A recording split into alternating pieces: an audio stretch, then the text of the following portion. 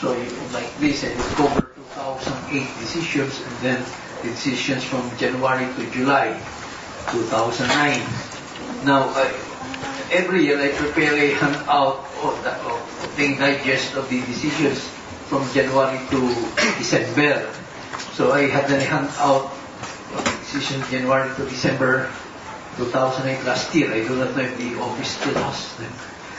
But if they don't have it, I will have them available. Then I have already digested all the decisions from January to December 2009, but they are still in my handwriting, and then I will have them typed. So by May, the latest, they should be available for distribution. Now, so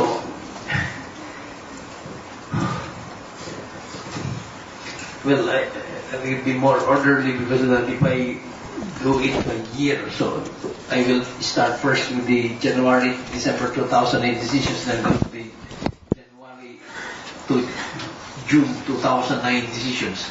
And although I will point out if a doctrine in 2008 was reversed by a ruling in 2009, but I will repeat those decisions when we take up the 2009 decisions.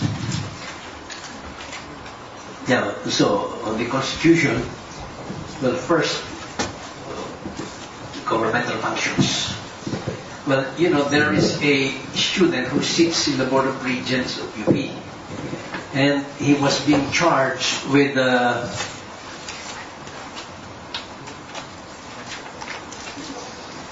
criminal before the Sandigan Bayan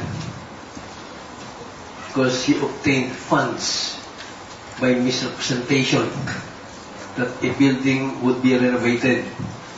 And he argued he was not a public officer and therefore could not be held criminally liable. But the court said no, because UP is performing a governmental function. You remember the Constitution provides that the state has the duty to make quality education available to all.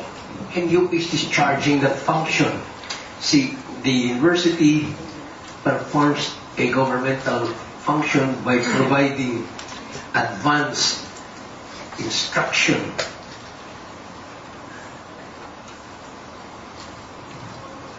in literature, philosophy, the sciences, and giving professional and technical training. And then on the Bill of Rights, due process, well, first a procedural due process, which means the chance to be heard. Now, there was a case, somebody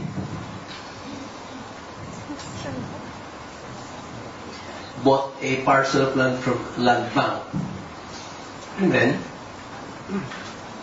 he offered to give it to the Department of Agrarian Reform for inclusion in the Comprehensive Agrarian Reform Program. Now, the Development Bank rescinded the contract of sale. So,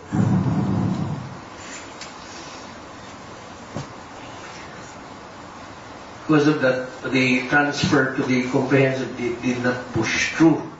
And that was questioned. And that was decided by the Department of Agrarian Reform, Adjudication Board. And this buyer was placing it to appeal to the Court of Appeals. Now the Court of Appeals, what did it do? In its decision, it ordered Development Bank to return the down payment that he paid when he bought the property. Now the Supreme Court said, teka muna, yung appeal lang sa inyo yung pagka-cancel ng pagkalagay sa agrarian reform, and now, in your judgment, you ordered Development Bank to return the money. So that would violate due process. They were never heard on that issue. They had no opportunity to be able to present their side and raise whatever defenses may be available to them. And then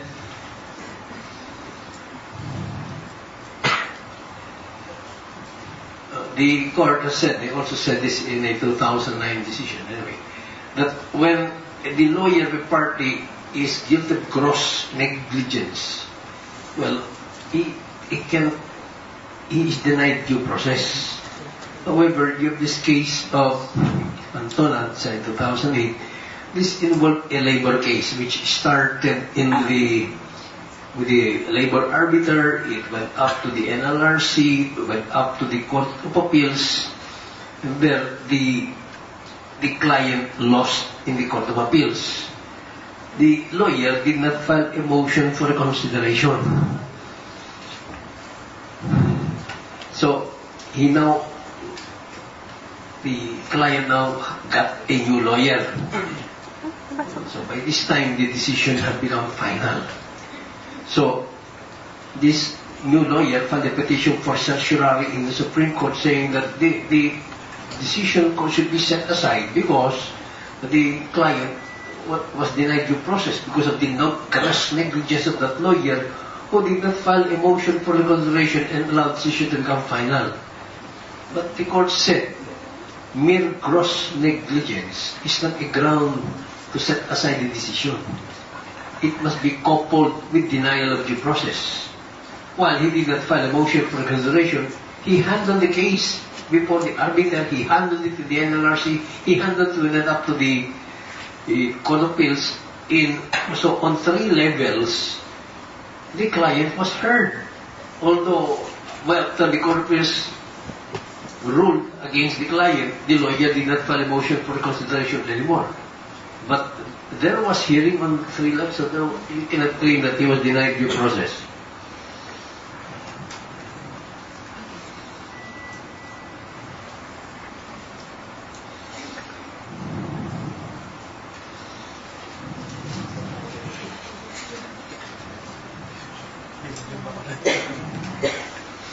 Now, and as you know, the admissive due process requires that the decision must be supported by substantial evidence. Now, there was a case filed against a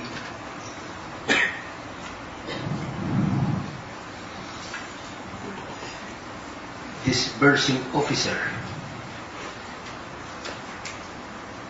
in the office of the city treasurer for dishonesty, because it was argued that in the preparation of the budget, he stated there that there was that a certain barangay did not exist, and actually it existed. It was alleged that there's a document bearing the signature of this disbursing officer which said that there is no such barangay.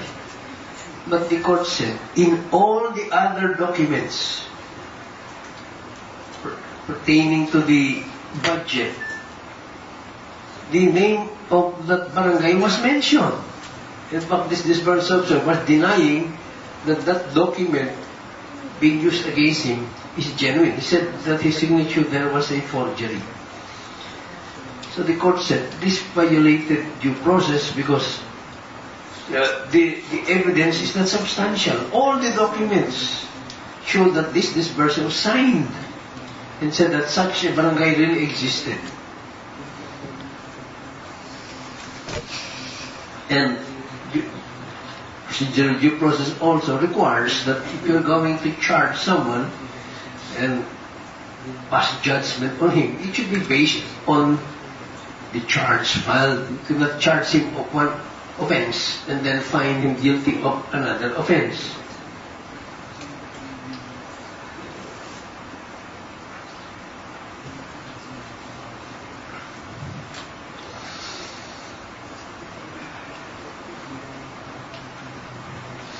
Now, this involved a prosecutor while somebody with violation of the Anti-Subversion Law, which had already been repealed.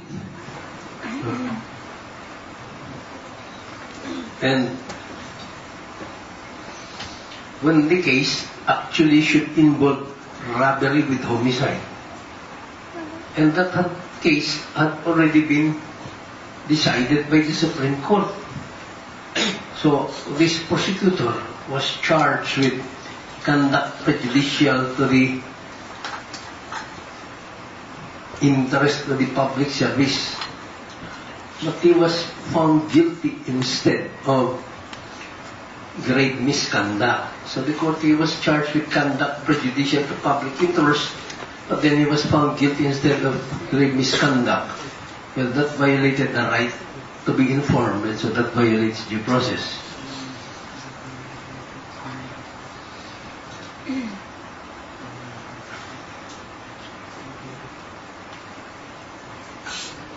And then there was an employee in the Paranaque City who was charged with simple misconduct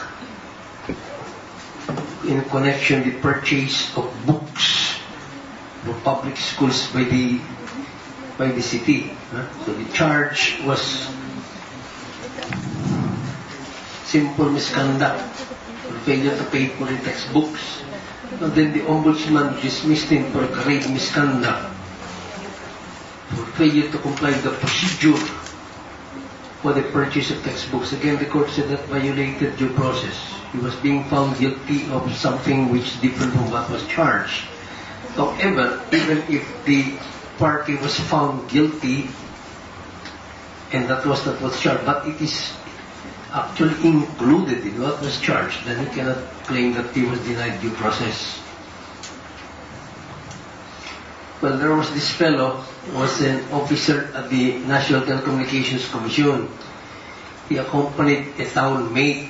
This town mate said that he wanted to, he was representing a corporation and they wanted to import cellular telephones, and he asked his classmate, his townmate, to help him.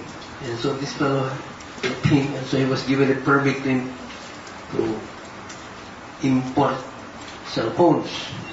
After the cell phones were imported, because that permit disappeared, it turned out that corporation did not exist at all, and it is not house, office when claimed it was house. Now,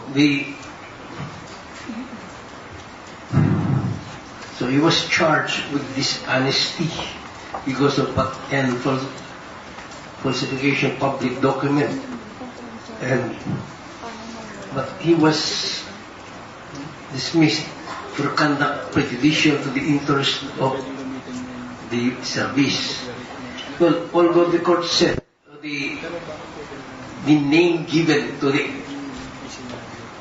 offense committed was conduct prejudicial to the interest of the public, but it is the same act. It's just like your criminal information. Remember, what is controlling are the recitals of facts in the body, therefore not the label. So even if you say that homicide, but the allegations indicate murder was committed, the person can be convicted of murder.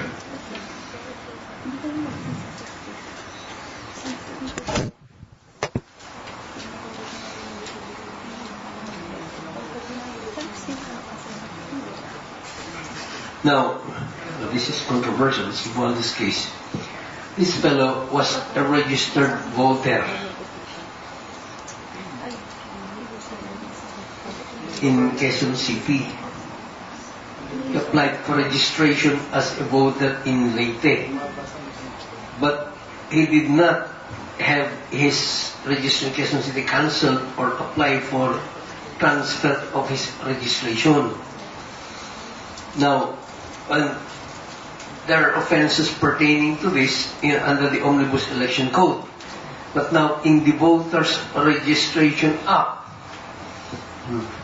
these provisions were adopted by general reference, and there's a catch-all provision there that any violation of the provisions of the Voters Registration Act would be a criminal offense. And now he was being charged under that. Now, the split decision, the majority said that, well, there is no denial of due process, although because the voters incorporated the acts punished in the Omnibus Election Code. That the designation of the offense, therefore, is not material. But Justice Tinga dissented because he said it's not valid to come out with a sweeping statement. Any violation of the law is a penal offense. So, suppose there was failure of election and it was rescheduled. It was not set within 30 days as mentioned in the law. Is that a penal offense? Because you should specify what acts are being penalized. But that's what the majority said.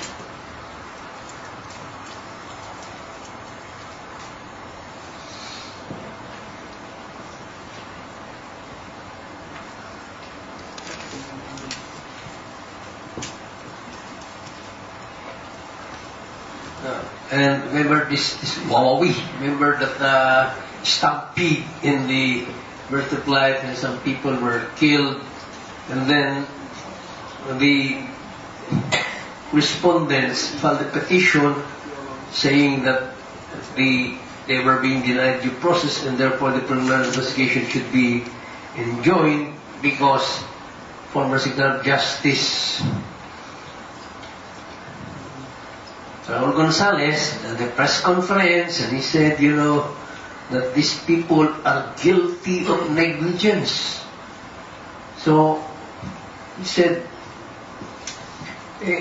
these people are his subordinates. They will not go against the views expressed by the Secretary Gonzalez. But the court said there is no proof that Secretary Gonzalez was pressuring the panel to conduct the preliminary investigation, and that therefore the mere fact that he made that statement is not sufficient basis to say that these subordinates would be not be impartial. So you have this, and the problem. You have now this uproar over the resolution of Secretary Agra. But I think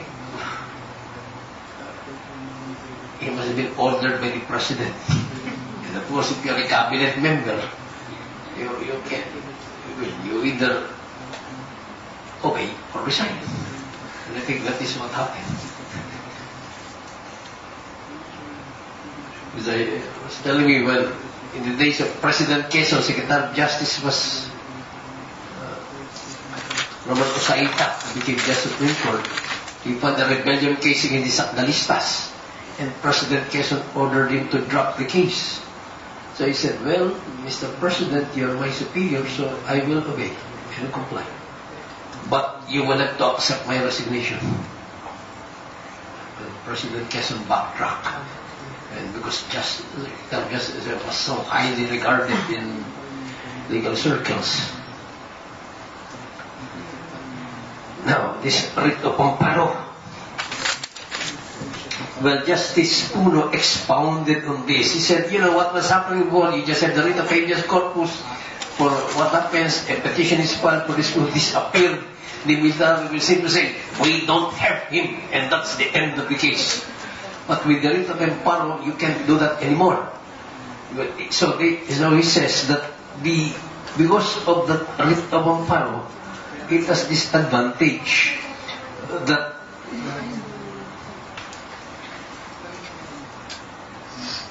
it is preventive.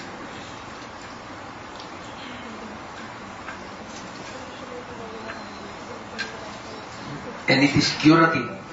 Preventive because the military can no longer hide the statement, we don't have him, because so that serves as a deterrence. In other words, they realize they can no longer make people disappear with impunity. And then it is curative because they will be ordered to continue looking and report regularly to the court the result of their efforts to look for that person. So it is curative. The court said, if you look at the Bill of Rights, it guarantees Section 1, life, liberty, and property. But human existence is not only limited to that. And if you look at Section 2 of the Bill of Rights, it guarantees also the right to security of person. And this right covers that.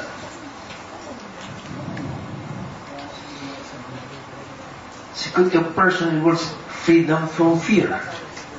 There may be nothing, you may be alive, you may be free, but you're laboring under fear. So it is a guarantee against a protection of physical and psychological security. And this is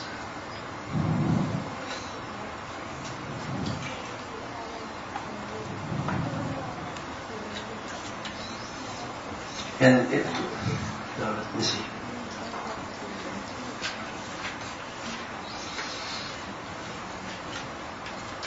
Yeah.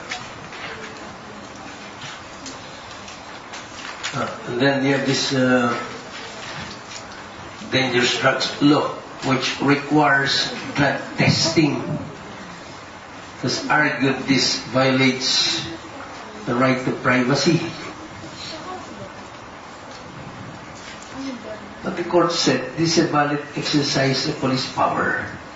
You cannot deny that there is a prevalence of drug abuse. And so, this has been, and this is common among students, and also against professionals. That's why students and government and private employees are required to undergo testing. So, and it is at random. It is not announced in advance when the testing will be taken. So this is a measure in order to enhance enforcement of the law against drugs. So the purpose of that is to discourage use of drugs, because people will know that at any unannounced time you may be required to undergo this test. So it passes the test of reasonableness. However, the court said it is different with respect to that provision that anyone who's charged criminally must automatically undergo drug testing. The penalty exceeds imprisonment for 6 years. Because the court said there, what that means, everybody charged being tainted. Well, in the case of at random, you will require students, employees in government and private to undergo. If somebody is asked to undergo a drug test, there is no marked stigma of disgrace. Because everybody has to at random undergoes this. But when you said everybody who is charged criminally must undergo this test, then that is something else, because then you are attaching a stigma to those who are charged criminally. Now,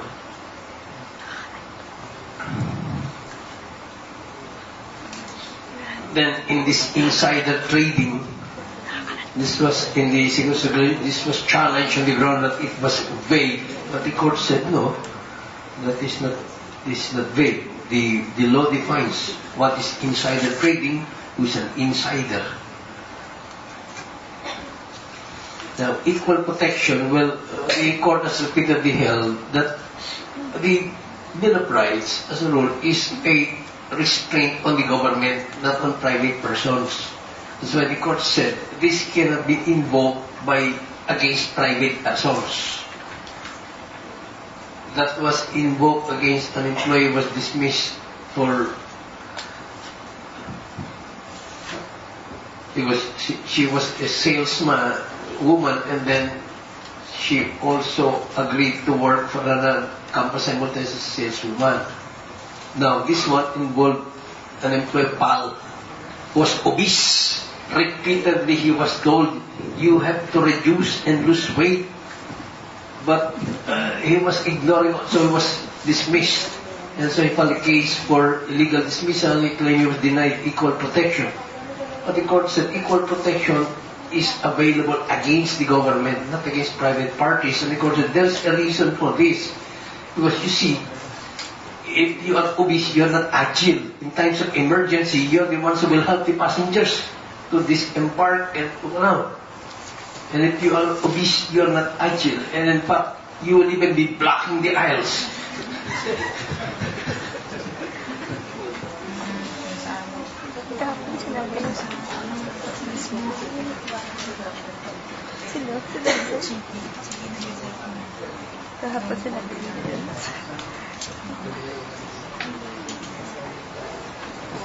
Well, as you know, this equal protection allows classification if there's a valid basis for the distinction.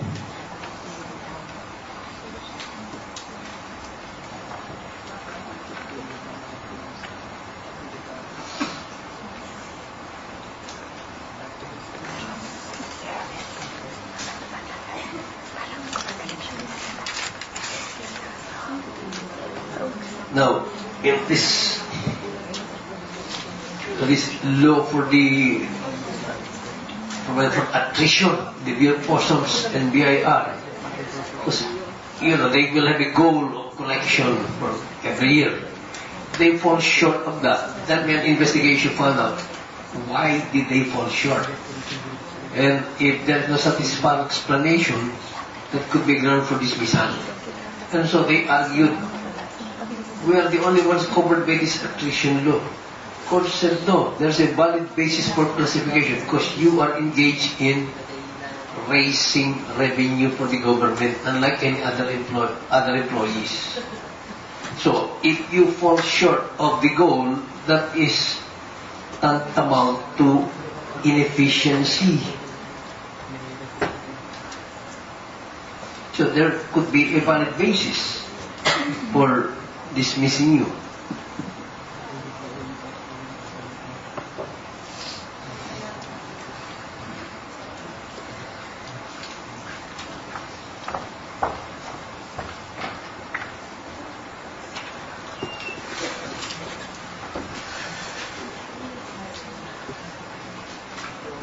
Yeah,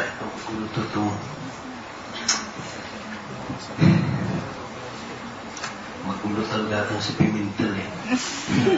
Well, you see, remember, before the local government code provided that if the gross income of a municipality is at least 20 million pesos, it could be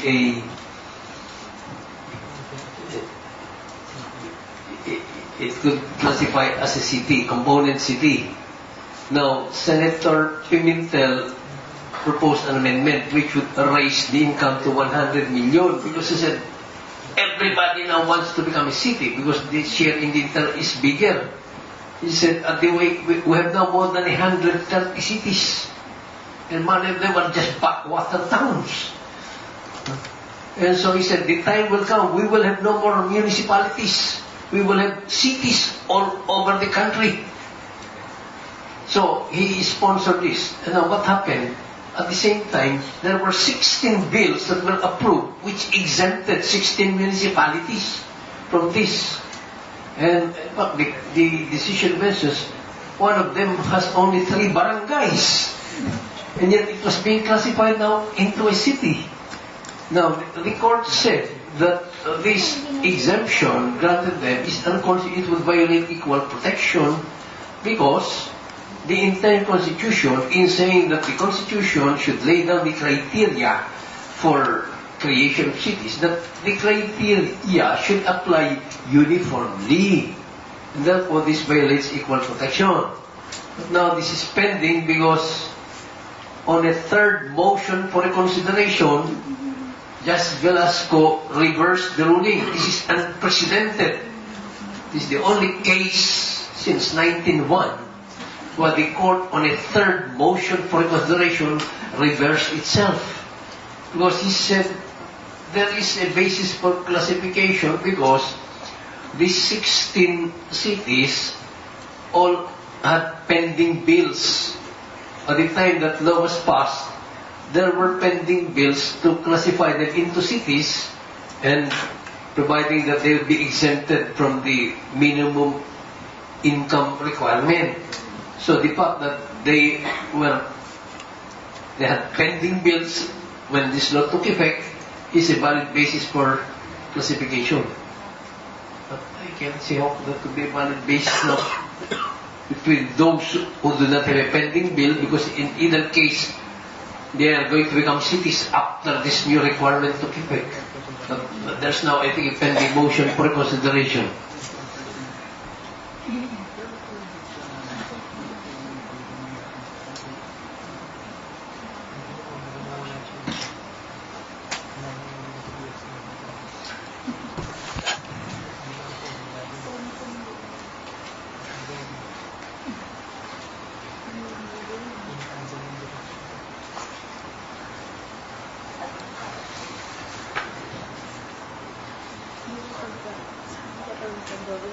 Now, again, this provision for mandatory drug testing is being assailed.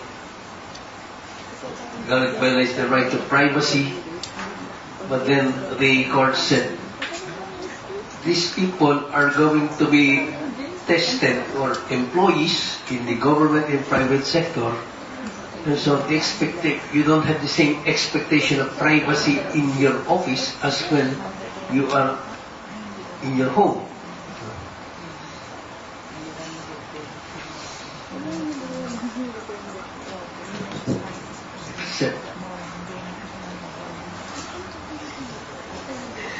And this measure is reasonable to minimize the use of drugs. Because he said you don't have the same amount of expectancy in your offices in your home. Probably exception with the call centers. I think there's an alarming increase in percentage of pregnancies in the call centers. Maski dun sa fire escape, nagkakatalo.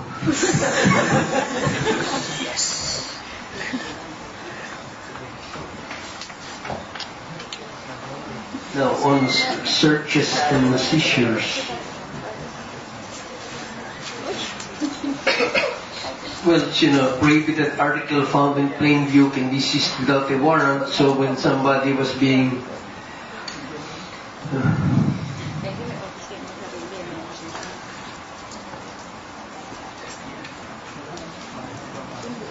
arrested for gambling, the police saw that there was his pocket was bulging, and when they first came, they showed their shabu and also a licensed firearm, and the court said that is valid.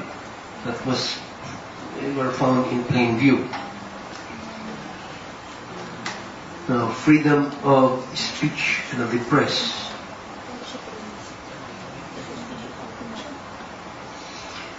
Well, you have this Jake Makasayat, who wrote a series of columns that Justice Inari Santiago received a bribe. It was delivered in boxes in the Supreme Court. And so when he was being asked to explain why should it be cited for contempt, he was invoking freedom of the press. However, attacks on the judiciary that are without basis are not protected.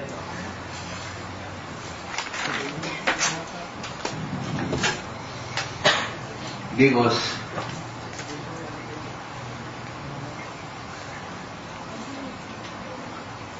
this will erode public confidence in the judiciary.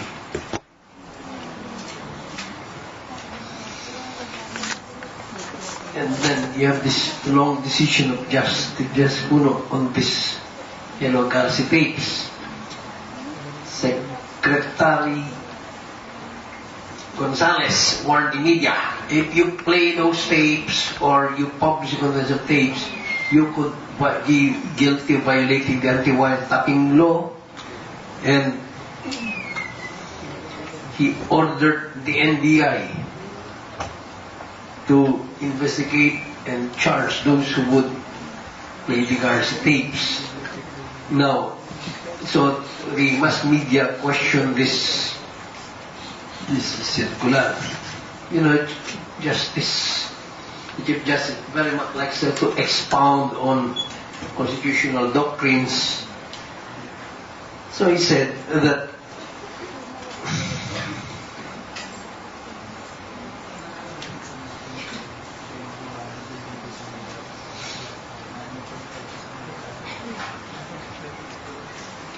there have been different standards used to determine whether this freedom can interfere with. One is the dangerous tendency rule. Remember, Espuelas. Balancing of interest. You have that in Gonzales versus Comelec. And a clear and present danger rule. Then he said, freedom of the press has 4 components.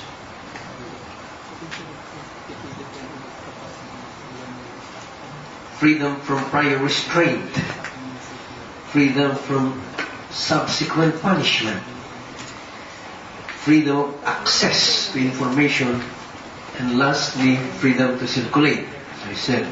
So freedom from prior restraint, freedom from subsequent punishment, freedom of access to information, and freedom of circulation. Now, in determining to what extent you can interfere with this freedom, you have to make a distinction. Is it content neutral or content based? Here, the material is content based, playing the contents of the Garcia tape, because the subject matter of the speech is what is being impaired. Now,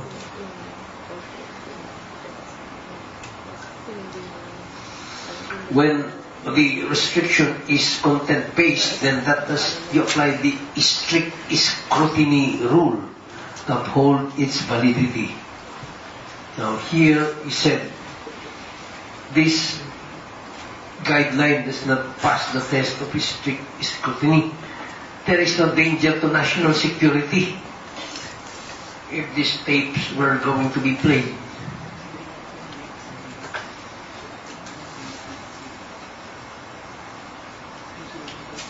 Then the right to information, when the court said, remember this, the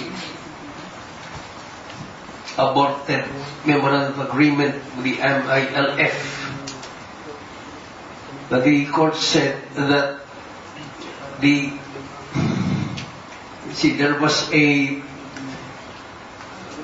plan there to define an area where the MILF would be given authority. Well, said that this is a matter of public concern, and therefore the right to information, then those should be affected by that should have been given information before that was drafted for signing. And then you have that case about the treaty with Japan. There was a petition filed to get information on the negotiations that paved the way to the signing of that agreement. It's the Economic Partnership Agreement. Now, the court said that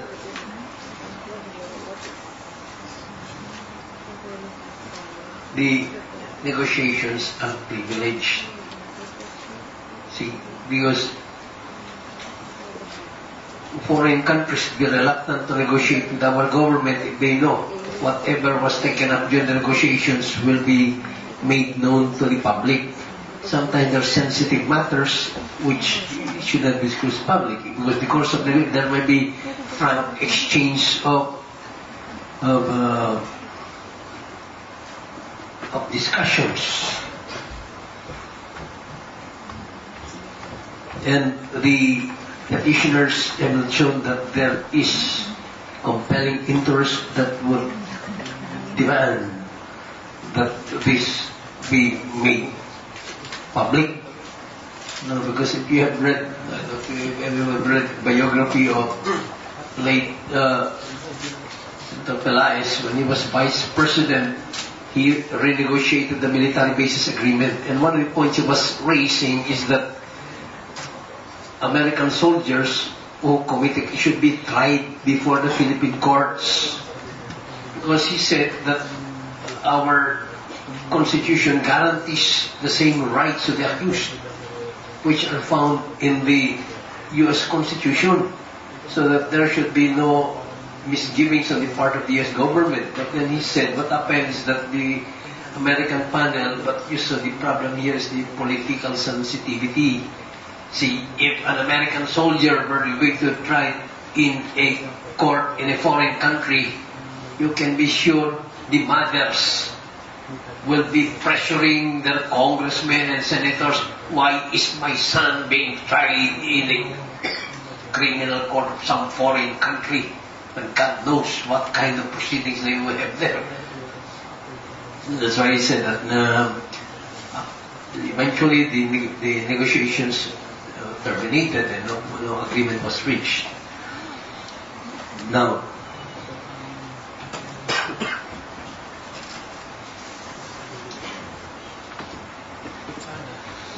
on the prohibition against impairment of contracts, and this is already settled before, the court said the law authorizing local government to charge franchise taxes on public utilities does not violate the prohibition against impairment of contracts, because the previous law saying they are exempt from taxes is a exemption granted by law, not by contract, so it can be withdrawn by law.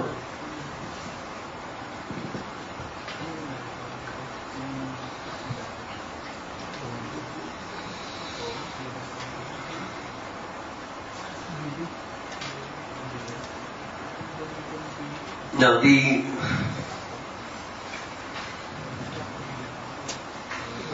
the court has said that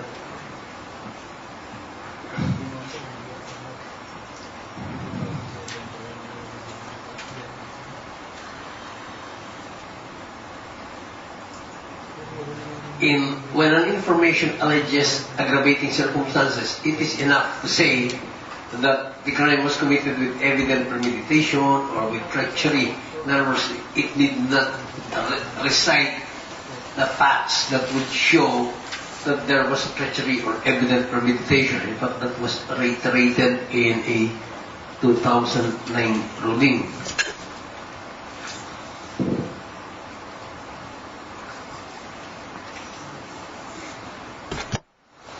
And, well, there was a case where the coach of a volleyball team of Osama City requested the mayor for financial assistance.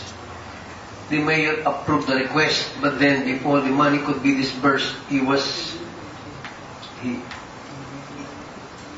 on leave, and he designated a counselor to act as officer in charge. Now, this counselor asked for permission to obtain a photocopy of the letter of the coach of the volleyball team. He then filed a criminal case against the officer in charge, this counselor, for illegal disbursement of public funds by making it appear that it was this officer in charge who approved the request. Actually, it is the mayor. Now, so he was charged under Article 171, which talks about falsification of public officer. But then, he was not a public officer at the time. So he was convicted instead under Section 172. No, but the court said he was properly convicted because the acts are the same.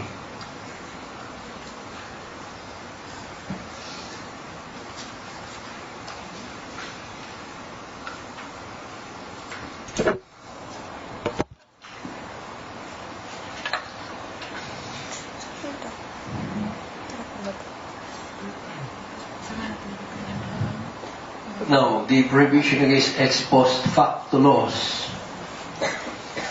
Well, this is the AMLAC law, which would give the AMLAC authority to inquire into bank deposits. Now, this involved an application AMLAC to look into a bank deposit of a former government official. It was a foreign currency account. Before, foreign currency accounts were absolutely confidential. Now, the court said this law cannot be applied retroactively to this bank deposit because that would make it ex post facto, because it would remove a layer of protection granted by the law before this new law was passed. And therefore, the law before gave an absolute confidentiality, and so to apply it will make it ex post facto. Now, the remedial law, which amended the decree on illegal possession of firearms, reduced the penalty, but the imprisonment as a penalty, but it also imposed a fine of 15,000 pesos. Now, it was argued that additional fine cannot be applied retroactively because that is disadvantageous to the accused. That will make it ex post facto. But the court said the mere addition of that fine, such an amount, does not make the law ex post facto, because while that fine was imposed, when it was not found in the old law, the new law reduced the duration of imprisonment. So if you look at it overall, the penalty was still reduced.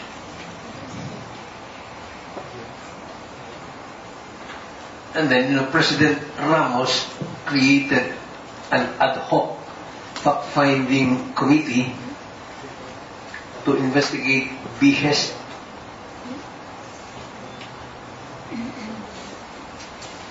loans.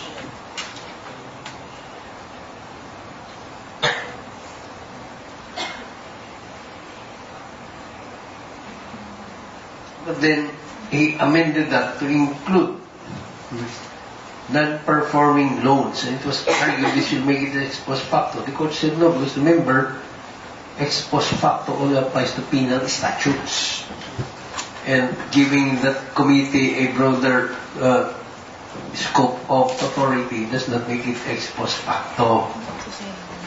No. Then you have the Civil Circulation Code. Remember, these Interport people have been charged with insider trading. You see, what happened was that there were negotiations with a Malaysian firm for that to buy into that corporation. And after every negotiating session, the directors would massively buy shares of stock. So they were being charged with Malaysian insider trading. Now they claimed that what they prosecuted was at the time the acts complained of were performed, there were no implementing rules yet. The court said no, the law is effective if there are no implementing rules. To say that a law cannot be enforced until there are implementing rules will mean that the domestic agency can nullify an act of Congress by the simple expedient of refusing to issue implementing rules. And I got the question being raised about this discount for senior citizens. You see, our good friends in the BIR, whenever there's tax benefit that be granted to people, they try to nullify it by regulation. Either by swamping you with red tape and paperwork, so you just get fed up, you give up. Remember when in the original law for discount, it said the discount would be a tax credit. Now they placed in the regulation be a tax deduction. And finally, eventually the courts of declaration. Now, in the case of they sit on your refunds. But then you'll be swamped with, like our case of mercury drug. When they ask for refunds, you have about 250,000 documents to be presented in court to show that they are entitled to refund. Or this reduced taxes in our tax treaties with other countries. This is the complaints of foreign countries. Swamp them with paper that you have to get a BIR ruling for you to avail of this reduced tax liability, and then they will swamp you with the required paperwork.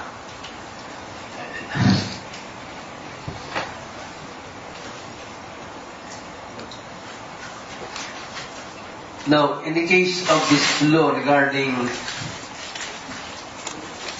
the attrition for employees in the BIR and the Bureau of Customs if they do not meet their target, it was argued that, Congress created a committee to issue the implementing regulations. It was argued that there was undue delegation of legislative power. The court said, no, it is valid. First, the law is complete. It states the policy to be implemented, which is to optimize the revenues of the government. And secondly, the law lays down sufficient standards for the rules, because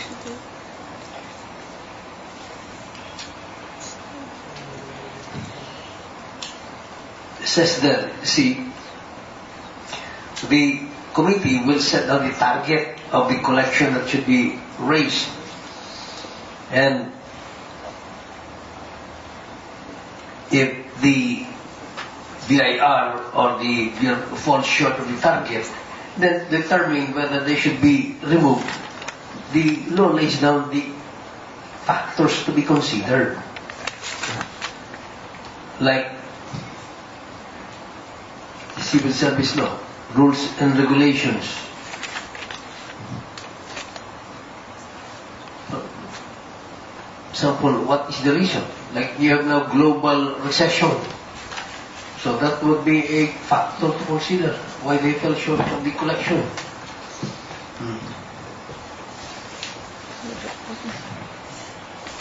Now this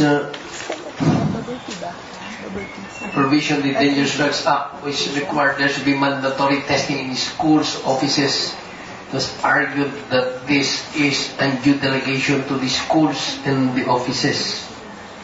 But the court rejected that argument because the law defines how the testing would be conducted.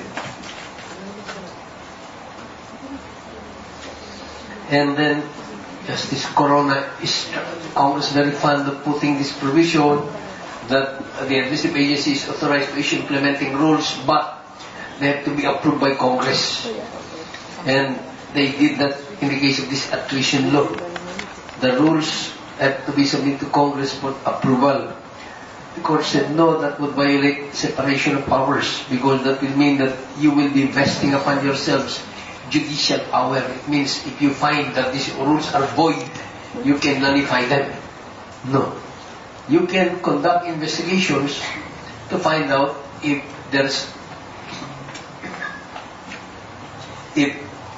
your policy is being implemented, or you can conduct investigation in aid of legislation. And what they're saying, we're not saying that you cannot conduct any investigation at all. You can investigate to find out how the law is being implemented.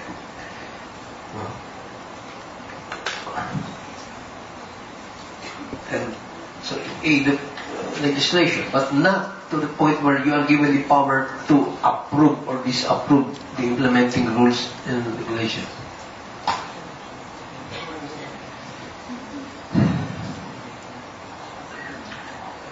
Now the court has said that it is valid for Congress to create additional legislative districts without need of a general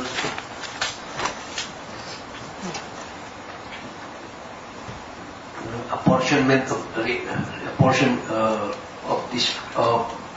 districts, and that is what Congress has been doing.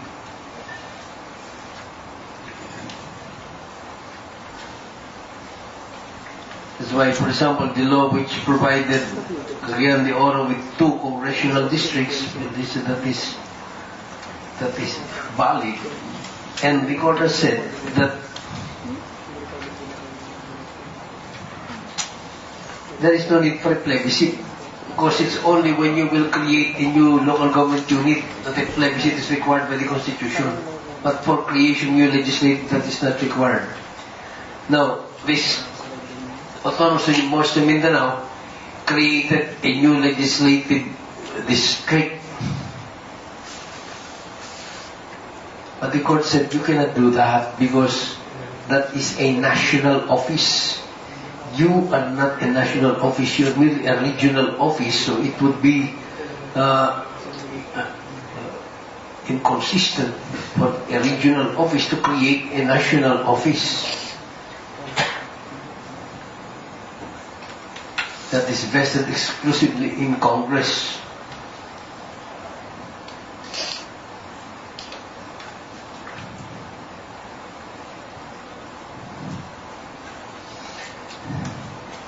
Now, the court said this requirement that all candidates must undergo a drug test is unconstitutional because the court said, in effect, you will be adding to the qualifications prescribed by law for those who are running for Congress. In addition to what are imposed by the Constitution, they will have to take the drug test. And I think the camp of Mr. Villar is asking that candidates should undergo a psychiatric test. In turn, it being recommended that candidates should undergo a lie detector test.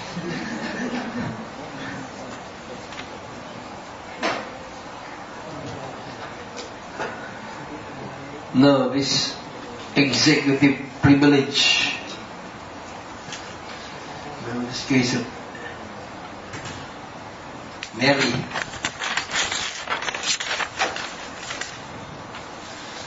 who was being asked to appear and testify, and because he refused to answer, he was being cited for contempt, and he was arguing that he was ordered by the president to answer because of executive privilege, and Secretary Meet, I think, sent a communication to Congress about that. Now, the court said that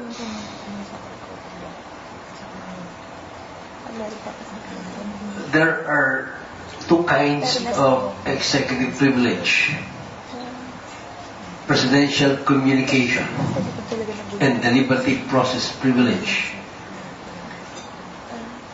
The presidential communication refers to communications, documents, or other materials that reflect presidential decision-making, while the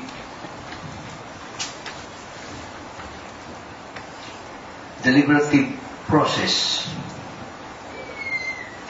refers to advisory opinion, recommendations, and deliberations as part of the process of making a decision or formulating policies. And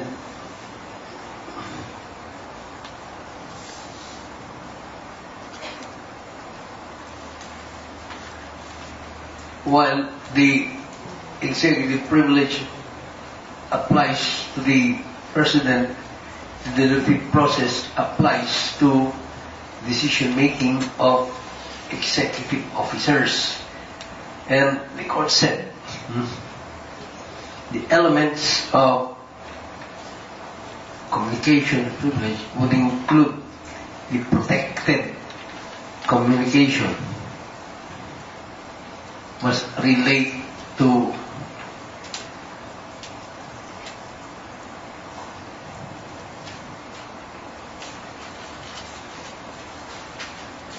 non-delegable presidential power, like the power to proclaim martial law that cannot be delegated.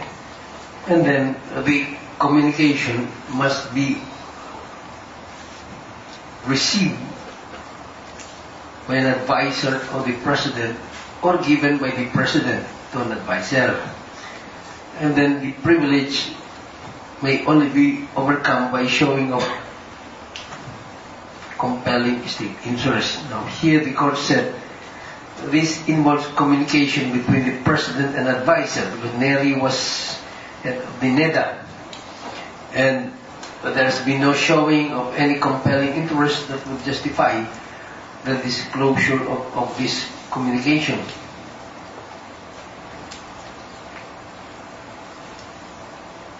Because he was an advisor, was in proximity to the President.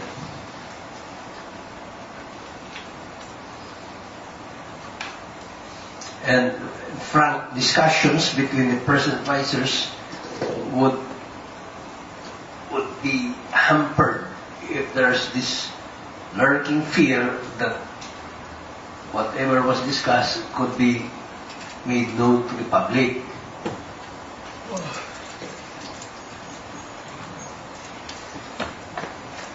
Now, augmentation of the appropriation. What's happened here is that a deputy executive secretary invoking the power of the President to augment an item from savings, set aside money to be used for a training.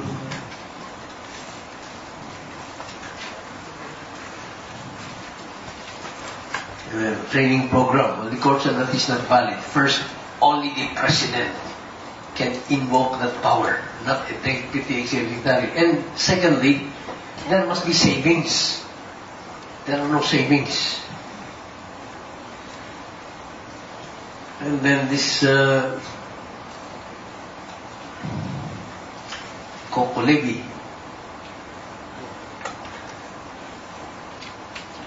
Rather this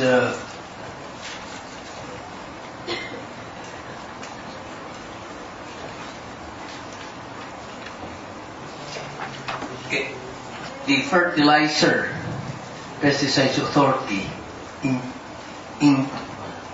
increase the price for fertilizers by a certain amount, which should be used to bail out planters' products. Now the court said that amount is actually a tax, and you're going to use it for this corporation that's using public funds for a private purpose.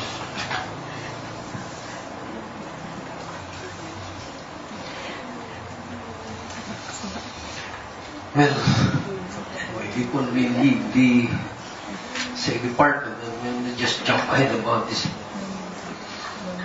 power appointment. So it's so much in the limelight these days.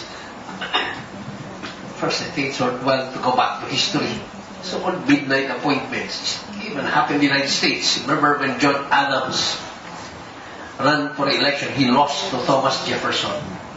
And just before stepping down from office, he made a series of midnight appointments. We don't know whether it's true or not, but it was even claimed somebody was there in the White House with a watch. And then he said, okay, it's now midnight. You can no longer make appointments.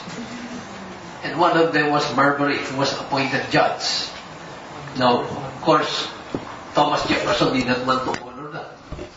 And so he filed a case for mandamus for the U.S. Supreme Court. The Chief Justice was John Marshall Jr., who was also a midnight appointee. He was Secretary of State before John Adams gave him a midnight appointment as Chief Justice. Now, John Marshall knew that if he were to order that the appointment be released, Thomas Jefferson would defy it.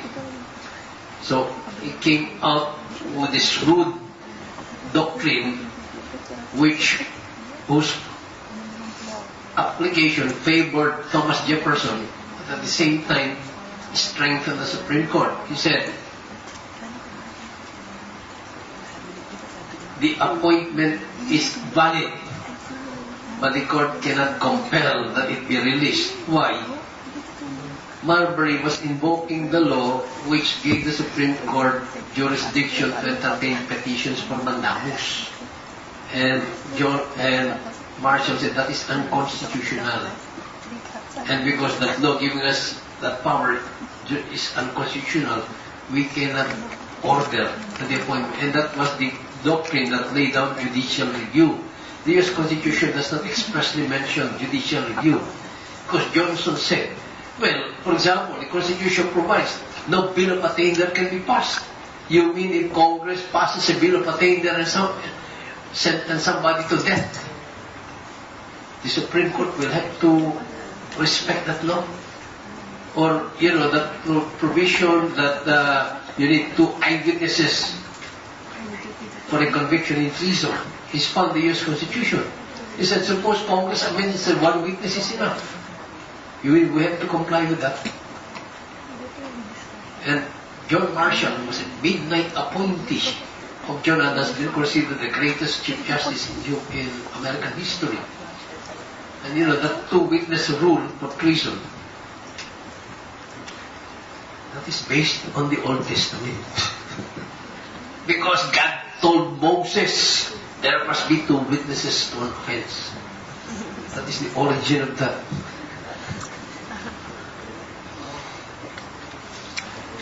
Now, what happened here, just to background of this appointment, in the days of the 35 Constitution, the term of president was 4 years, but the president could run for election for another 4 years. And the election was held on the 2nd Tuesday of November. The term of office of the president would start on December 30, the date of the execution of Rizal. President Garcia ran for election and he lost. Well, in fact, there's that book by Berlin. He's an intelligence officer he was before. The title's Before Gringo. And his thesis that the military has been involved in presidential elections here from the very first election. In 1946, they supported Rojas over Osmeña because Rojas said, I will grant amnesty to everybody. And some military people were being charged with treason. So they supported him. 1949, Laurel and Quirino were fighting for presidency. Quirino won. The military implemented in Mindanao the plan to cheat. 1953, the military supported Magsaysay because he was Secretary of National Defense. Now, what happened? 1961, Garcia lost. And according to that book, Garcia said, Makapagal is liberal. The nationalists control both houses. And that book said, the military saw that Makapagal won. And if Congress did not proclaim him, the military would have intervened. And if you have read the book of Peláez, it's also mentioned there that at that time, Sergio Osmeña Jr. ran for vice president as an independent candidate. And the fight between him and Peláez was close. And Garcia told Osmeña, I will file an election protest against Makapagal. And Congress, which is controlled, will use that as an excuse not to proclaim Makapagal. But I will work to have you proclaim. So you will be acting president. You help me. But in fairness, it was mentioned, I cannot be a party that would be making a mockery of democracy. So what happened? Just before stepping down from office, Garcia made those midnight appointments. He filled out the vacant positions. And the body scrambled. You have dead people being appointed. A woman would be appointed, appointed with Mr. A man would be appointed, the appointment with Mrs. And there was public outrage. He was a person resoundingly repudiated at the polls, trying to sabotage the incoming administration. One of the appointments involved Governor of the Central Bank. President Garcia appointed Aitona. Upon assumption of office, President Makapagal issued Administrative Order number 2, recalling all these appointments. In the 35 Constitution, practically all presidential appointments have to be confirmed. And he appointed Castillo as Governor of Central Bank. And the office of Central Bank before was in that building that in Aduana, which gave the National Treasury before. that was surrounded by busy soldiers to prevent Daytona from entering. So he consulted his lawyers. What do we do? Sue. Where do we sue? Tihanki said, Court of First Instance. The other said, no, Supreme Court. They lost. Some justices said, a president who lost should be merely a caretaker until the new president assumes office. Others say this is abuse of presidential power. Others invoke equity. So, the Mapagalam started rejoicing. Stare decisis that start sowing discrepancy appointees. So they started in the Court of First Instance. By the time the case reached the Supreme Court of Appeal, Mapagal was now unpopular. People were blaming him for inflation, high prices, unemployment, a grappling corruption, breakdown in peace and order. And now the Supreme Court backtracked. Said, no, you misunderstood our ruling.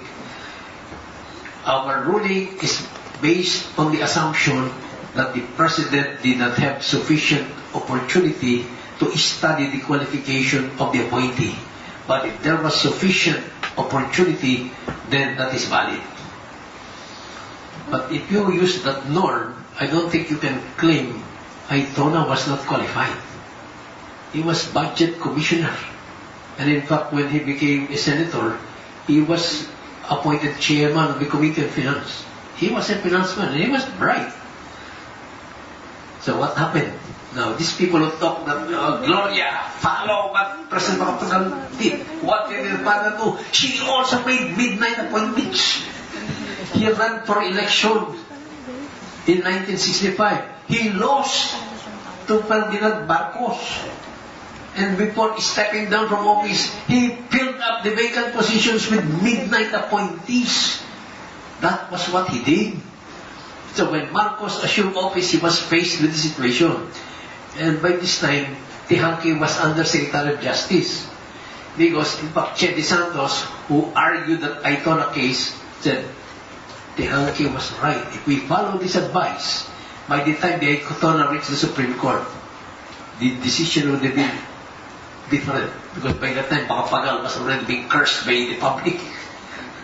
So what happened? So they must have studied and realized you cannot recall the appointments. That is what Macapagal did. But the Supreme Court said they were valid. So what President Marcos said, after his oath taking, I am calling, at the time, the regular session would start 4th Monday of January. President Marcos said, I'm calling Congress to a special session immediately after New Year because there are urgent bills I will ask Congress to approve. And he did that. After a few days, Congress adjourned. So Marcos now said, these appointments were not confirmed.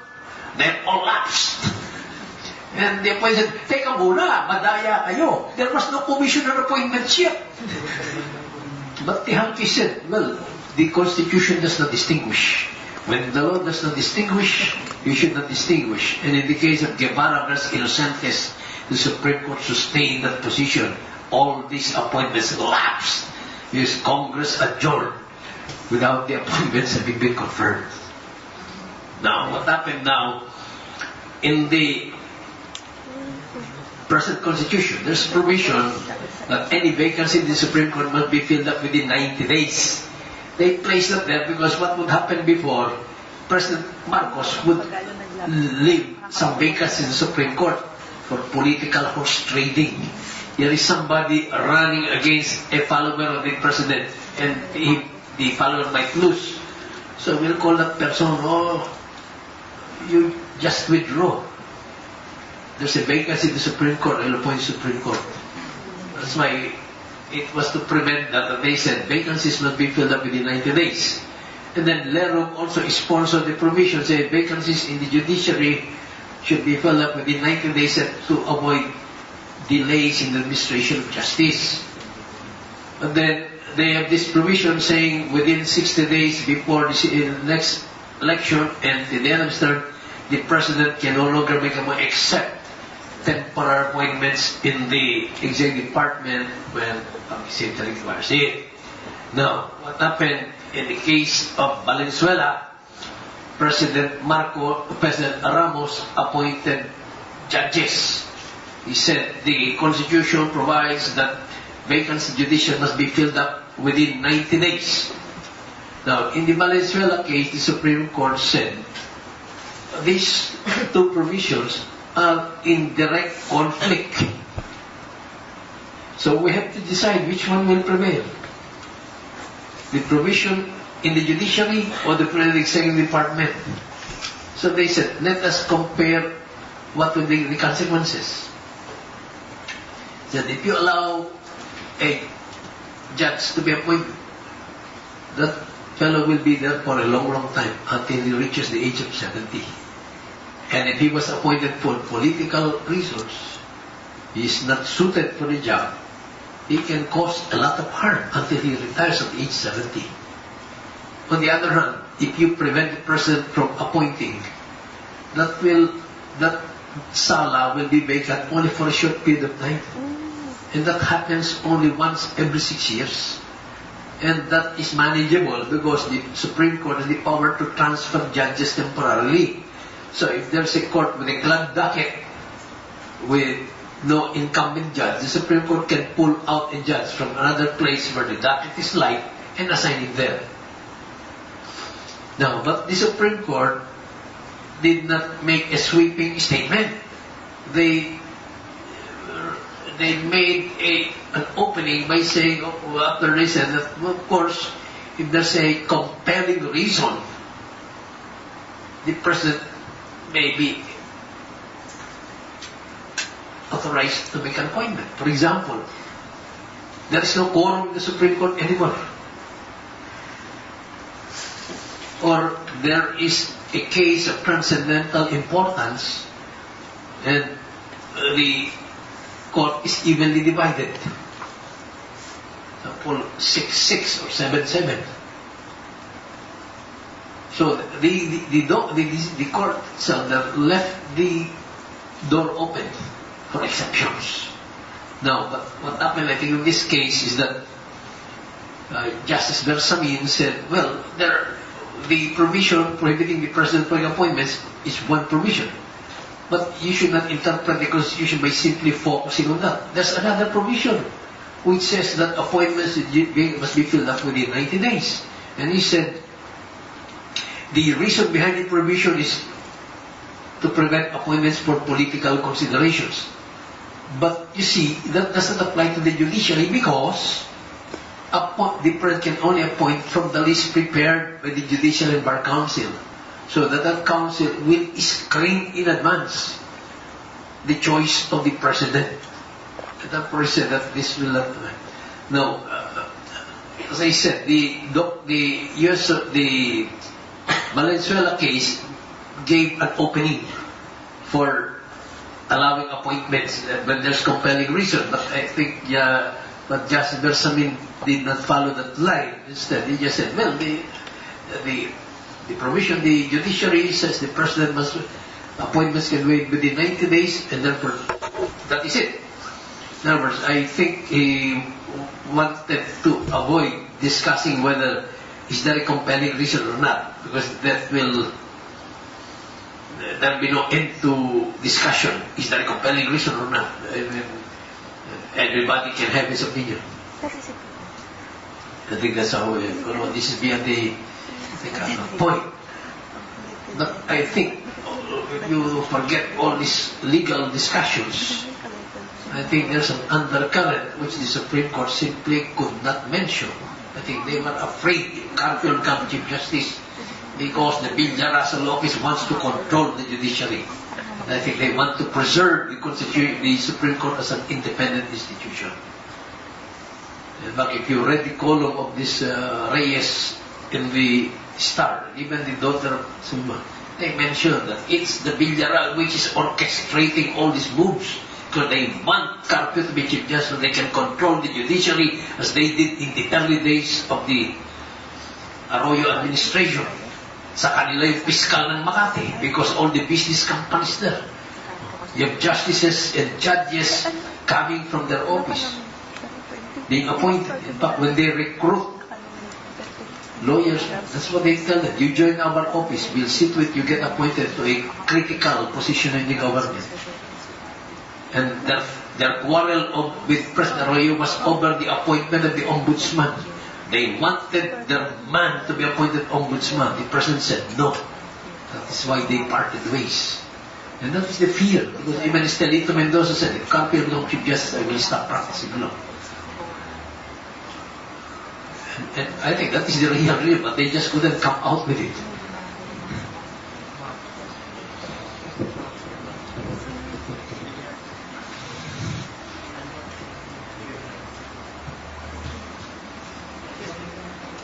And many things are happening in these interesting days.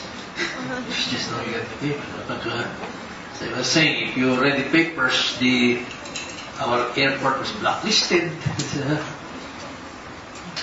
I don't know, I don't have any evidence, but I said, if you look at sequence of events, I think this is an offshoot of the litigation over that airport.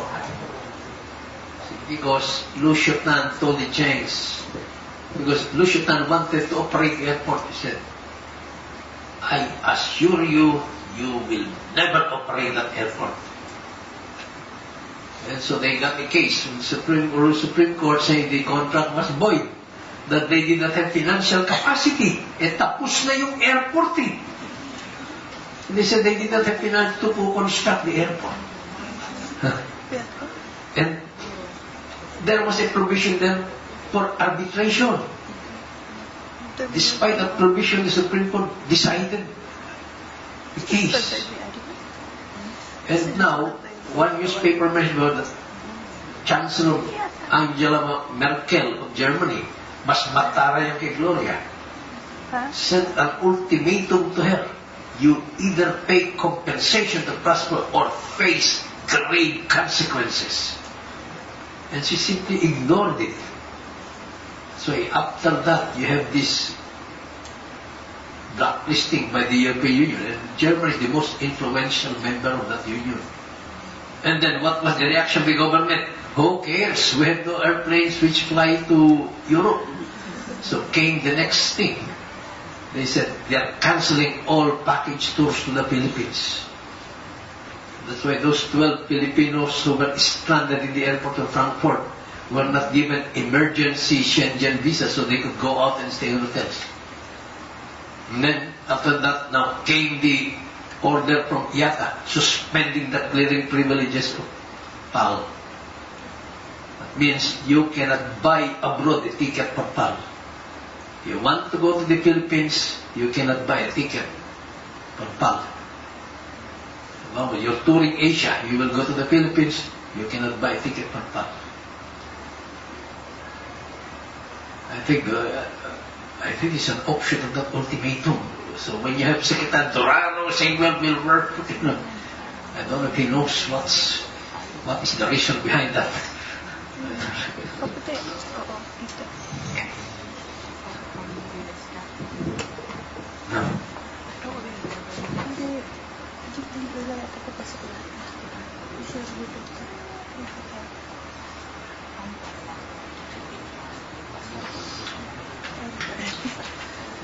Now the judicial review party raising it must have standing.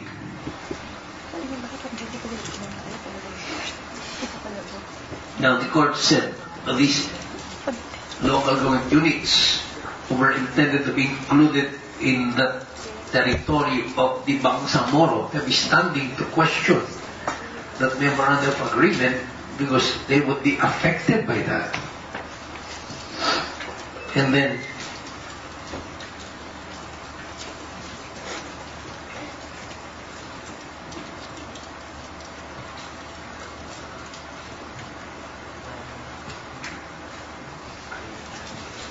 then they also said, the president said they were not signing that agreement anymore.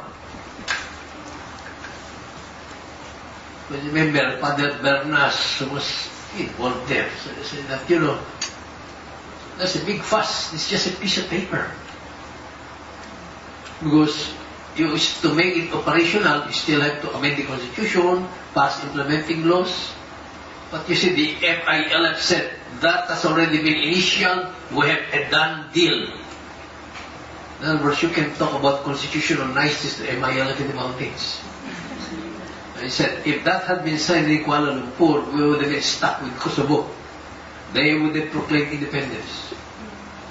And the Arab countries would have ordered us to recognize its independence, otherwise they will stop the supply of oil to the Philippines. That's how they forced President Marcos to sign the Tripoli Agreement. They said, we will stop the supply of oil to the Philippines if you don't sign that agreement.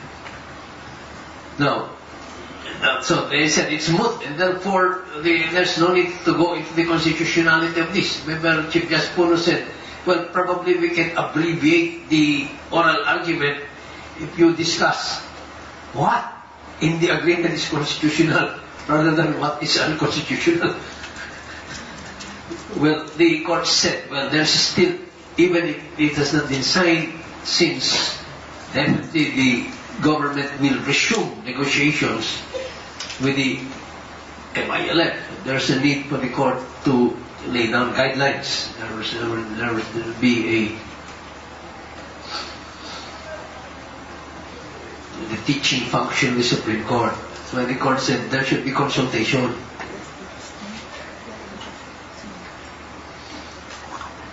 The court said, of course, you can agree to changes, but then you'll have to amend the Constitution. You'll have to have a plebiscite. Now, this administrative supervision over the judiciary. Well, there have been cases where somebody a court employee took a test of the Civil Service Commission, and this seems to be a frequent occurrence civil service. The examiner asks somebody to take his place in taking examinations.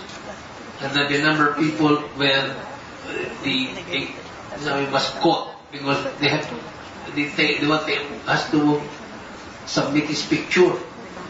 And then later on, the one who passed will claim the certificate. Turns out it's another person. Now, what happened is that the Civil Service Commission ordered the dismissal of the employee because of dishonesty.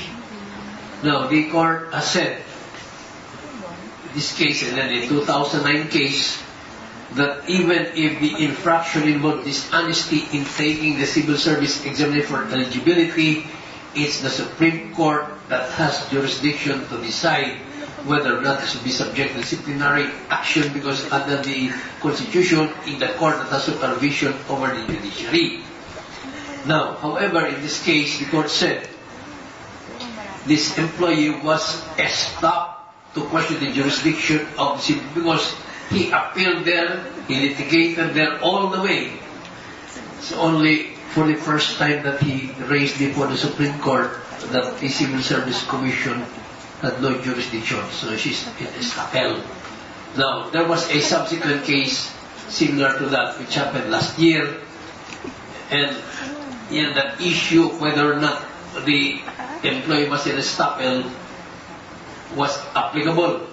But the court said, no, this is different, because in the 2008 case, the employee never questioned the jurisdiction until when he filed a case in the Supreme Court.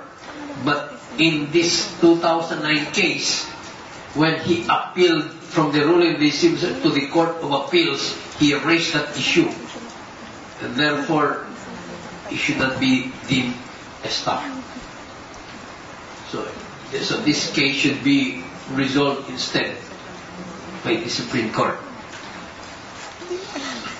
Now, the Civil Service Commission, well, the court said the secretary of the GSIS, the board secretary, occupies a confidential position because the secretary will be present during meetings, and so he will be privy to the process of decision making, the exchange of views, policy making. So those are confidential matters, therefore the position is confidential. Now, in the case of the Attrition Law, it was argued that this provision saying that they could be dismissed if they fall short of the target violates the guarantee of security obtained under the Constitution, court said no, that is analogous to inefficiency. You failed to meet the target. And it doesn't mean that because you fell short of the target, you will automatically dismissed. Because an investigation will be conducted, find out. Why did you not meet the goal?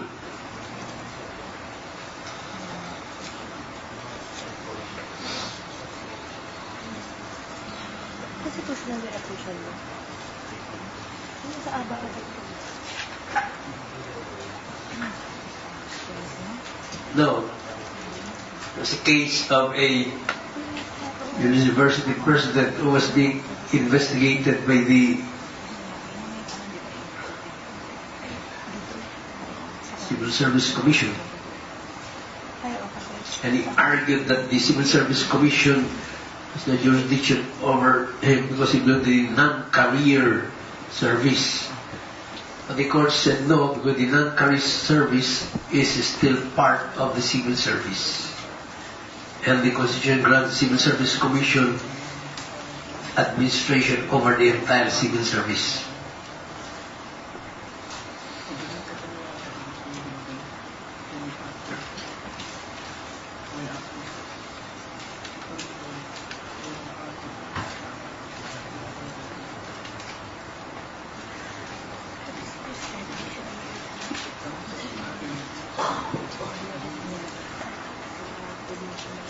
No.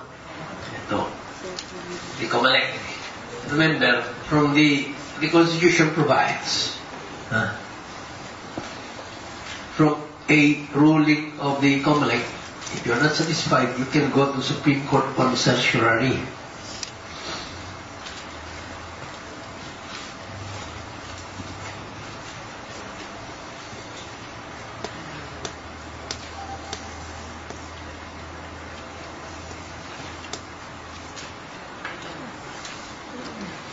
Now what happened? There was a case which involved a pre-proclamation controversy.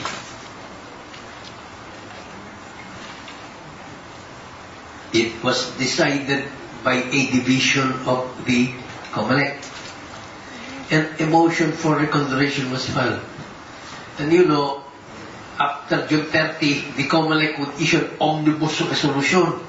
The following pre-proclamation cases are being dismissed without prejudice to filing of the appropriate election contest. But then they say, but however, the following cases are excluded from this dismissal. Now, what happened while the motion for reconsideration was pending? That omnibus resolution was issued. And this case, pending reconsideration, was included among those that was dismissed. Now, the court said, therefore, when the petition received that copy of that omnibus resolution, and that is issued by the COMELEC and Bank, he should already appeal, file his petition to Supreme Court. In other words, he should not wait for the COMELEC and Bank to issue a separate resolution denying or dismissing motion for reconsideration. That omnibus resolution dismissing already operates to deny the motion for reconsideration. And therefore, the period to file the petition will begin running. Begin running again.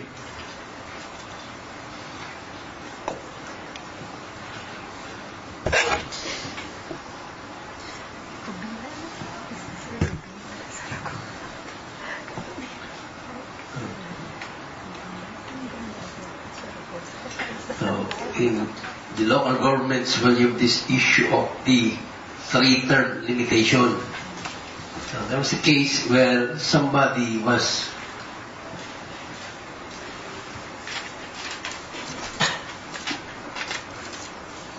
councillor during his second term.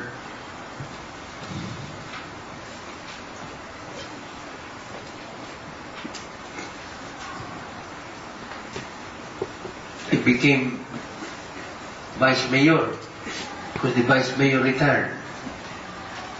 Then after that, he ran again for councillor. So he wants to run again. The opponent said, you already served 3 terms, and therefore you are disqualified. The court said no. During his 2nd term, he became vice mayor because the vice mayor retired. So the interruption of his term was not due to a voluntary act on his part. It was involuntary. It was by operation of law. He had to assume the position of vice mayor. So that interrupted the continuity of the 3 terms.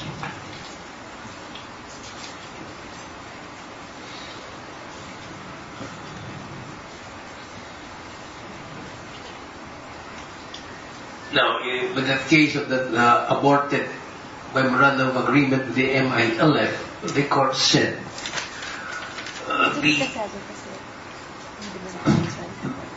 governmental structure mentioned in that agreement does not fall within the scope of the Constitution. It is not similar to the autonomous regional government. It's not similar to the local government unit. Because if you look at it, it's practically really an independent state. They will have their own civil service. They will have their own central bank. They will have their own army. They can enter into international treaties. They will be part of our delegation to the United Nations, to the ASEAN.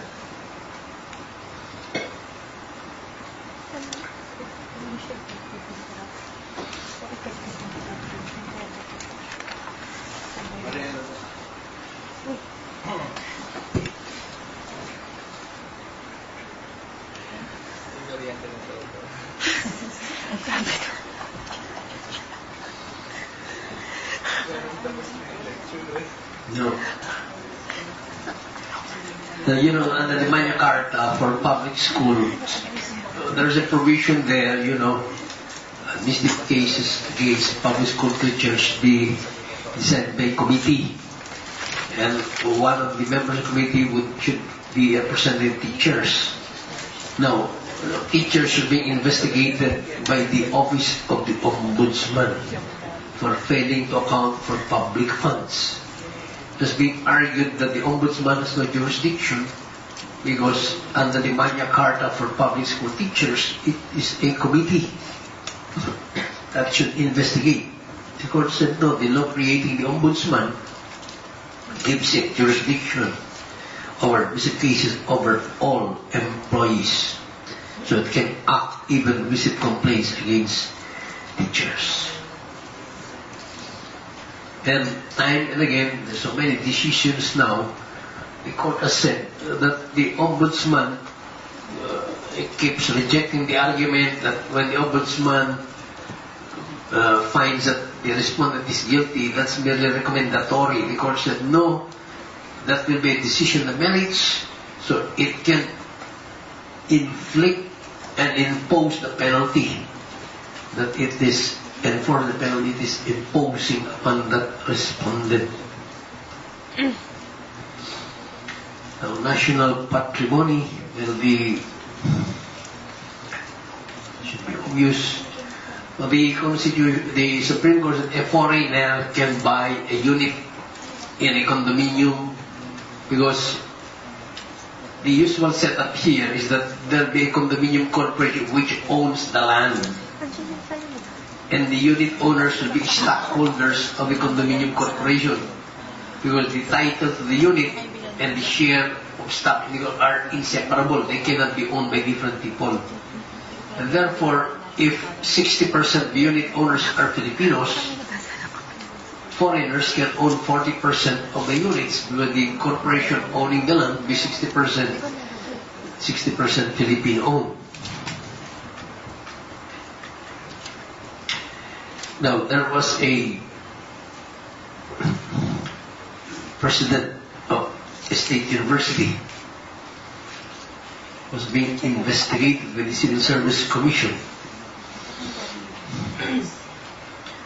I think granted benefits which are contrary to law. And he argued that because of academic freedom, he cannot be investigated. The court said, no, academic freedom does not mean that you are permitted to commit violations of civil service rules. And the court also said that in the proposed MOA, the MILF, there was a commitment made there by the President to have the Constitution amended to conform with what is in the agreement. In other words, you will make the agreement and then you will make amending to conform to the agreement. Well, of course, the President has no role in the amendment of constitutions.